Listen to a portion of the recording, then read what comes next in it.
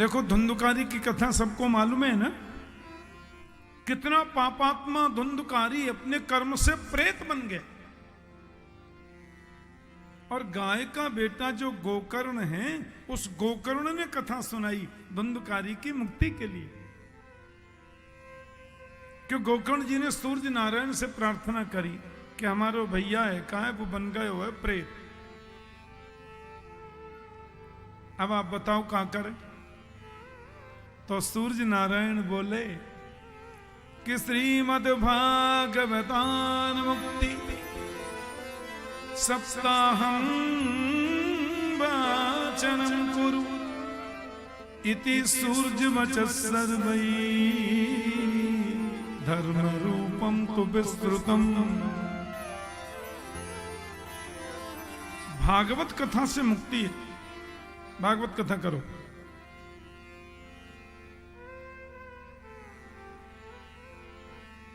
धुंधुकारी जो प्रेतात्मा है उसकी भगवत प्राप्ति हो जाए इसलिए कथा हुई।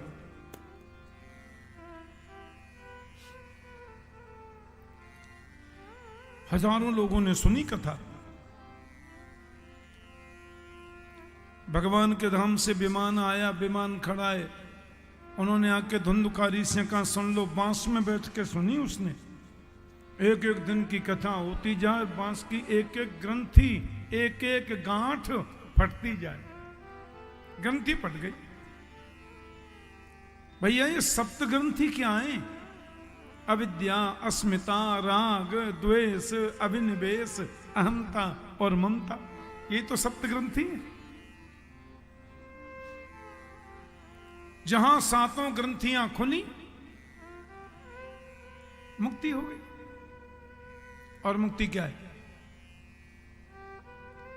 कोई मरने के बाद में मुक्ति मिलती है ऐसा किसी शास्त्र में नहीं लिखा।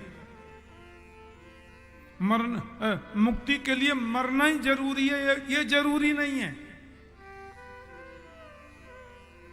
मोक्ष का मतलब क्या है? बोले मोह का क्षय हो जाए, यही मोक्ष है।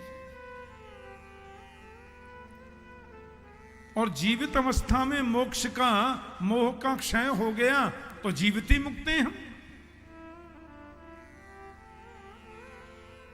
और मोह का क्षय नहीं हुआ है तो 1000 बार जन्म ले लो, 1000 बार मर जाओ, मुक्ति होती नहीं।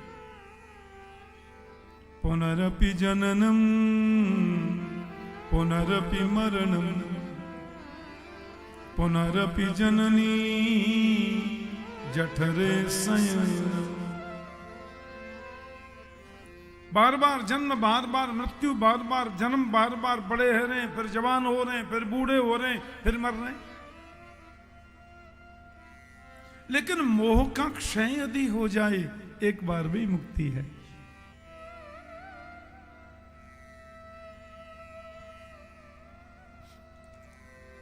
अब विमान में जैसे ही धुंधुकारी बैठने को लगा, भगवान के पार्षद उसको बिठाने लगे, भैया तुम्हारी मुक्ति हो गई है।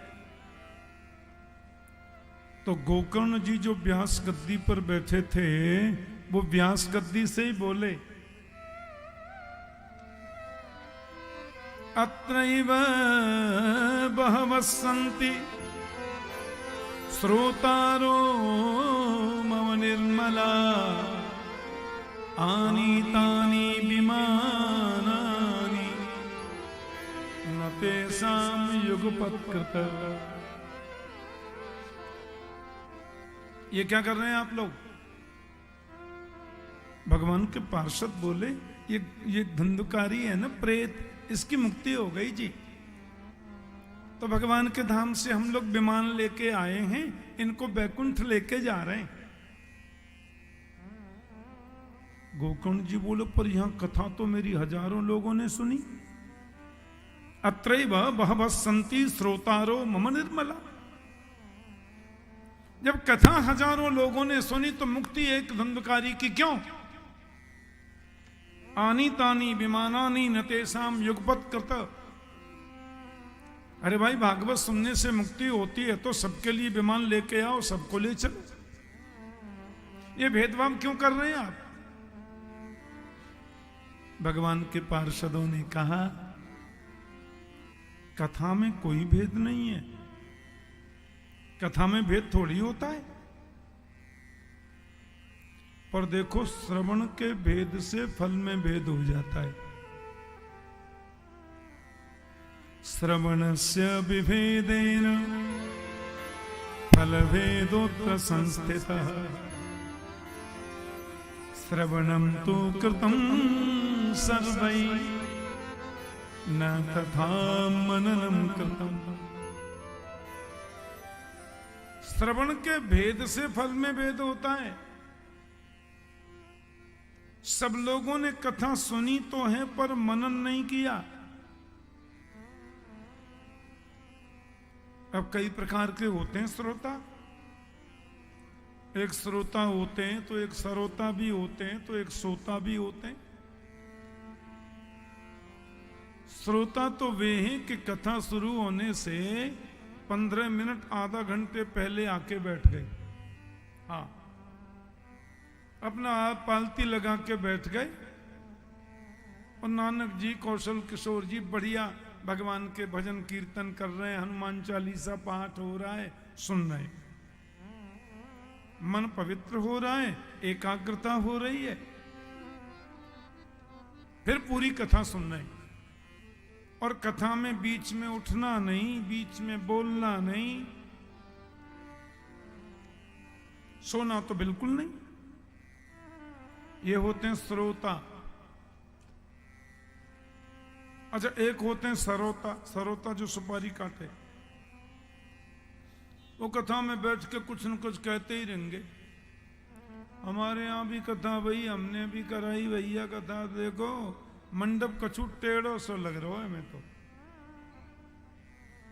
हमारे यहाँ कथा भई ना, हमारी दादी के शादी के समय की साड़ी रखी, हमने वाको मंडप बनाया और ऐसी व्यास गद्दी बनाई, व्यास जी की आंखें ही आंख दिखें खाली, सबरे ढक दिए साड़ी में। केला के खंभी लगाए 4, पता ना कैसी कथा खंभे ही ना लगे। कुछ लोग ऐसी बात करते रहते हैं आपस में, फिर बगल बारे में कोहनी मारेंगे, बोले कथा तो कह रहे हैं पर चटकुल्लो ना बोल ले। याते तो घर में सो लेते तो अच्छो रहे, तो रविवार और खराब भयो। बोलो जय श्री कृष्ण। ये होते हैं सरोता। कथा को सरोता की तरह काटते ही रहे, खंड खंड खंड खंड करते रहे। और तीसरे हमको सबसे ज्यादा प्रिय हैं। ये तीसरे जहां होते हैं वहां पिन ड्रॉप साइलेंट।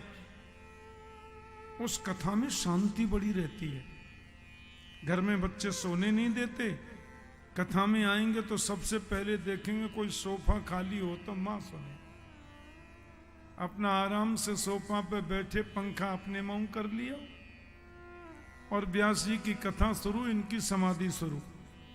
ऐसे 4 घंटे सोते हैं, पूछो मत। और कथा पूरी होते ही व्यास जी ने लगाया जयकारा, बोलिए बाल कृष्ण लाल की। सब खुल गई आंख। आंख खुली मारा 4 घंटा में और बड़े भाव से बोले, आनंद आ गया। क्या कथा करते हैं। सत्य कहते हैं, अपने जीवन में बहुत कथा सुनी है पर ऐसी नहीं सुनी। अब उनके सोफा के नीचे एक युवा बैठा तो उसने कहा, अंकल जी आपने सुनी का ही कथा, आपने सुना क्या? अब बोले, बेटा इतना तो ध्यान रहता नहीं है पर आनंद बहुत आया। ये होते हैं श्रोता।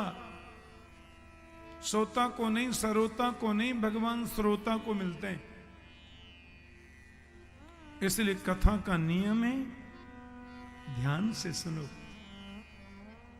एकाग्र होके सुनो, सुनो निष्ठा से सुनो, उसका सुख मिलेगा, आनंद मिलेगा।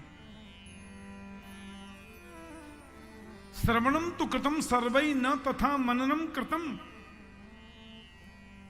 जितने मनन भाव से, जितने चिंतन भाव से धुंधुकारी ने कथा को सुना, उस भाव से किसी ने सुना ही नहीं। इसलिए सोनू धुंधकारी की मुक्ति भाई हमारी नहीं हो रही है, क्योंकि उसमें तो सब कुछ चाहिए ना। तत्सिण्वन प्रपठन विचारण परो भक्तिया विमुच्य नर। पहले कथा को सुनो, फिर एकांत में बैठकर सोचो, आज ठाकुर जी ने जो भागवत की कथा बताई उसका हमारे जीवन से कितना संबंध है। इसको बोलते हैं चिंतन। अच्छा, आज जो उन्होंने धुंधकारी के बारे में कहा, ऐसा तदाचरण हम करने की चेष्टा करें, यह होता है निधिध्यासन। देखो, एक कथा ही जीवन को बदल दे कि नहीं। कथा कोई स्टोरी नहीं है, कथा कोई कहानी नहीं है, कथा कोई वार्ता भी नहीं है। कथा तो साक्षात गोविंद है, कथा तो साक्षात मेरा मुरलीधर है। जीवन को बदलती है कथा। सब लोगों ने कहा देखो जी बिल्कुल सोएंगे नहीं और अब हमको सुनाओ, और सबने प्रभु को पाया।